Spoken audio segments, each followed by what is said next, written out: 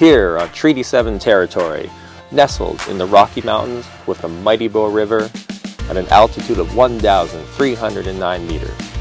Born from coal dust in 1884 and ever-changing, this is Canmore, and we are Canmorites, and this is the Canmorite Podcast. Let's go!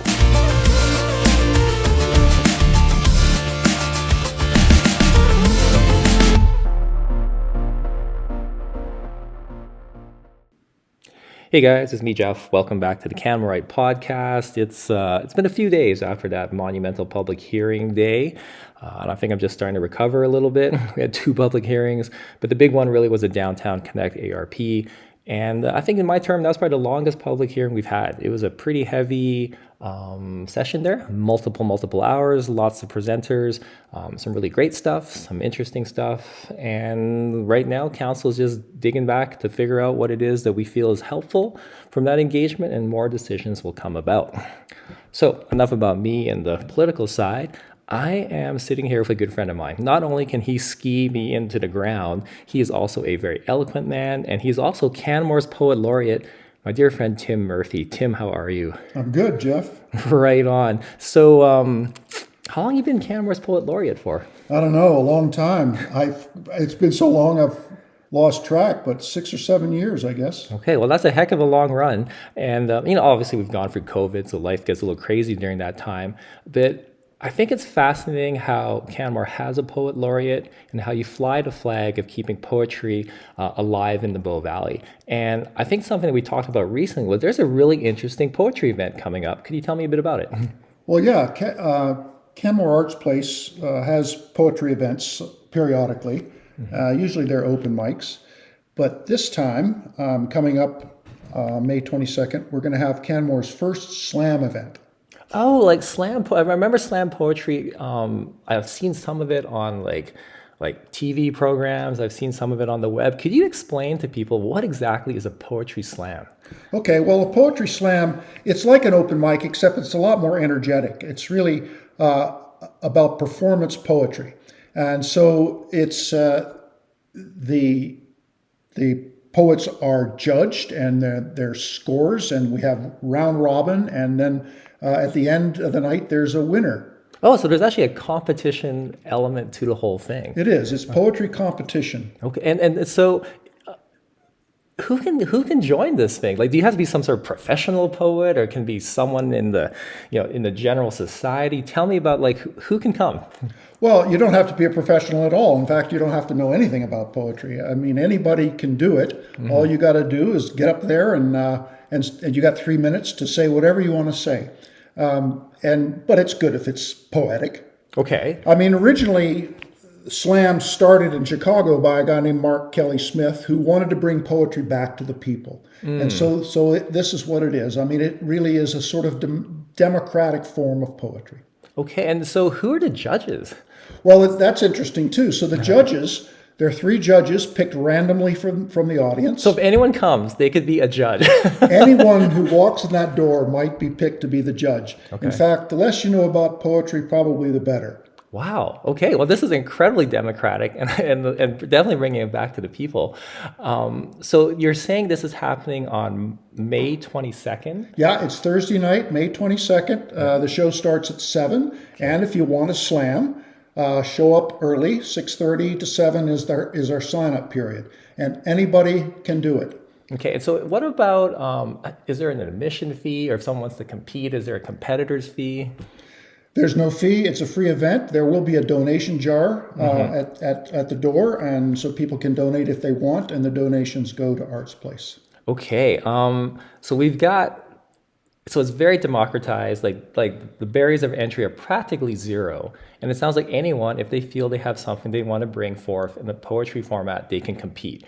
So anyone competing will get a chance to be up there at least once, correct? At least once. At least once. There are typically 3 rounds. Okay. Depending on how many people show up to perform. Yeah. But there will be at least 2 rounds, but there could be 3. So if you want to compete, it's good if you could show up with 3 pieces, because if you go all the way, you'll need to read 3 times. Right. And do people ever just wing it? There have been some poets who just get up there and make it up, but that's a hard thing to do. Okay. So like you're like a very well versed poet.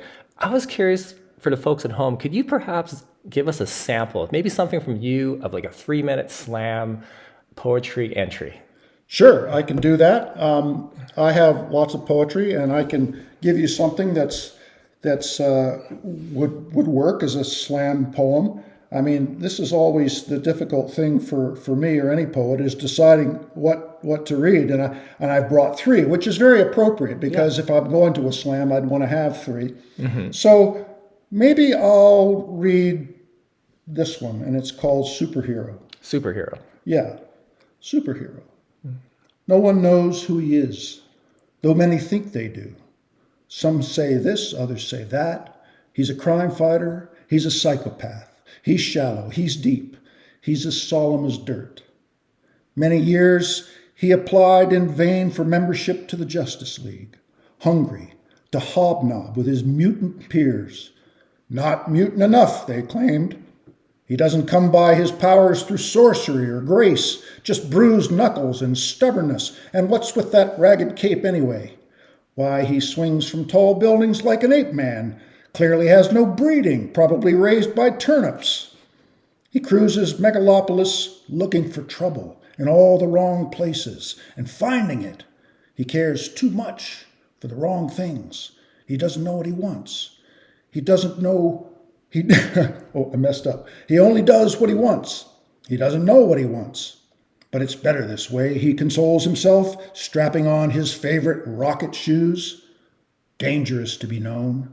Every move predicted, each thought calculated, the channels of his life laid out like a map that rises from the smoke each time he removes his mask. The lines of his palm weaving around armored fingers, and everyone out there a palm reader but him. How could he walk these sinister streets and look villains in the eye if they knew the truth? No, he's a mystery from the start, an enigma to the end, with a bullet in his heart and destined for the flame. Amazing. Okay, so I'm assuming that the way the competition works is you go up, you would do your poem, and is it you compete directly against another person, or is it like there's a whole group that happens? Because that was super fascinating because you have your own style of delivery. What can other people expect and how that works? Okay, well, the way it works is that the people who sign up to compete, we put their names in a hat, and we draw the names randomly. Okay. And then that is the order in which they'll get up and read. And then so if there's a dozen people, for instance, we might pick 6 to go on to the second round. Oh, so okay. The top 6 scores Yeah. would go on to the second round, and then they would pull the names out of a hat again, and then maybe the top 3 would go on to the final round, and from there we'd pick a winner.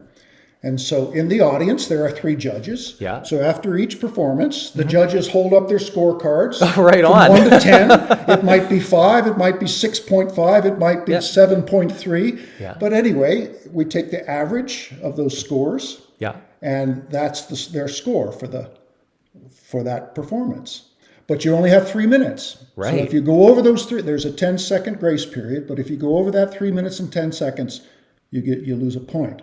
And if you go another 10 seconds, you lose 2 points. Right. So you want to know that your poem is going to come in under 3 minutes. Yeah. And you do have a little bit of extra time in case you flub up or you slow down, like I did just now, and I had to say, "Oh, I screwed up."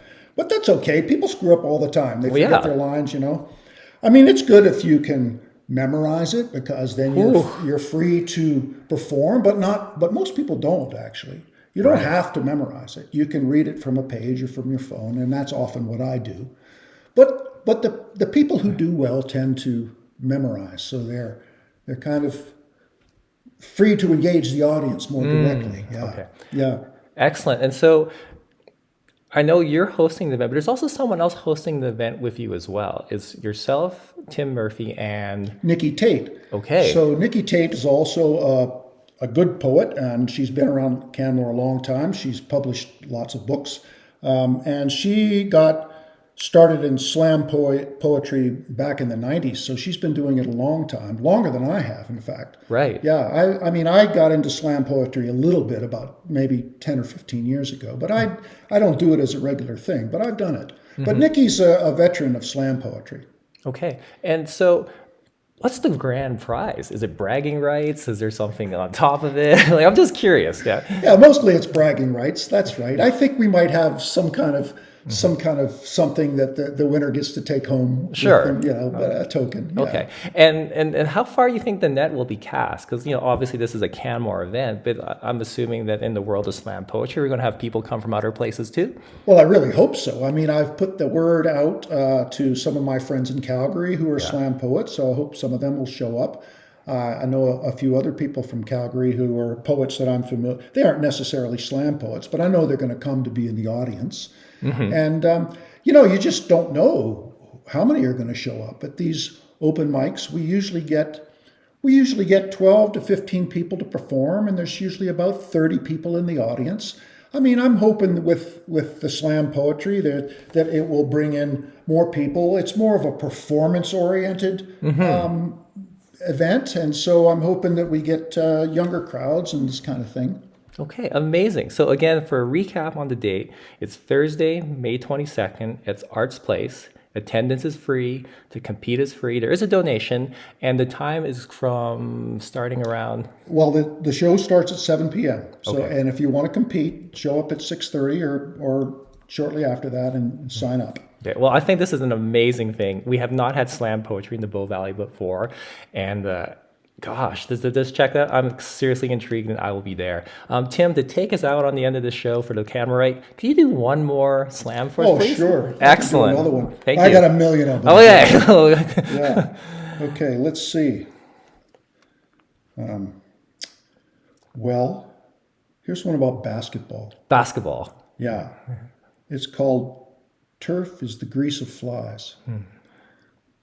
I'm just going to give you a little prelude here. Okay. So this one's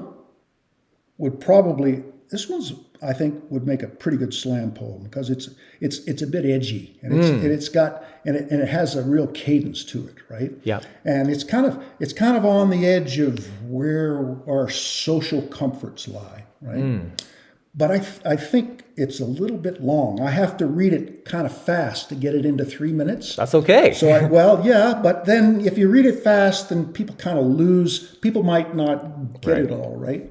But it's good to have a poem that's, between 2 and 3 minutes. You can read shorter poems, but if they're too short, then, it can take the audience a while to get into the poem. And if it's too short, well, then it's over before they've kind of caught the drift immerse of it. right? Okay, so here we go.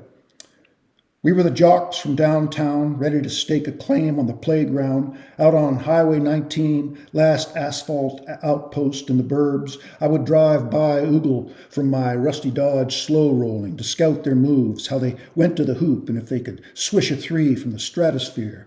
Back at the hood, probate shit-talked hip-hop, holding their britches gangsta style. I was the token snowman, elected to walk onto the club's court where we wanted to bewilder the landlords like a country western star behind dark shades at the Carnegie Hall of manhood.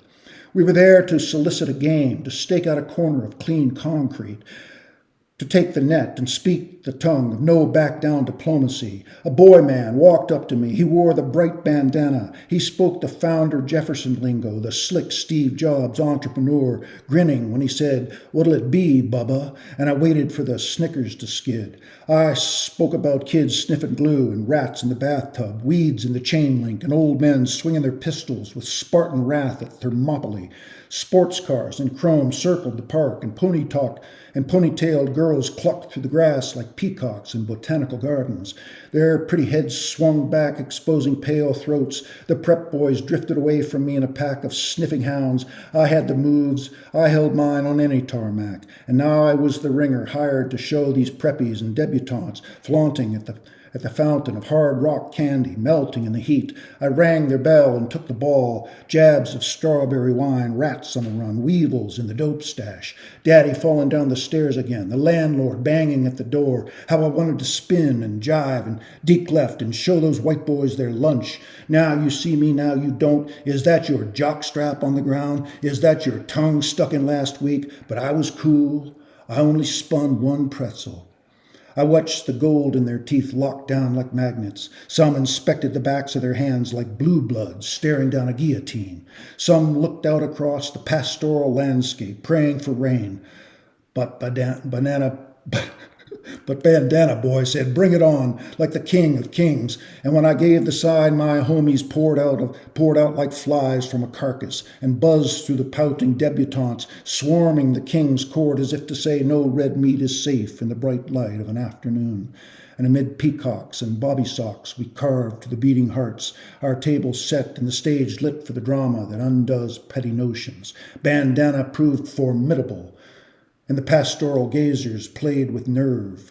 We took each other to the wall in the high arcs and leveling ocean of the game, sweating out long shadows as we swept through the dusk and on into the hot summer darkness. Amazing. Tim, thank you so much. I'm looking forward to seeing you at the event. And I think, folks at home, if you've not experienced Slam, I think seeing it live in person for the first time would be a lovely, lovely thing to do. Thanks, Tim. Thanks a lot, Jeff. Hope we can see you there, and I hope we have a good turnout. All right. Take care. Okay.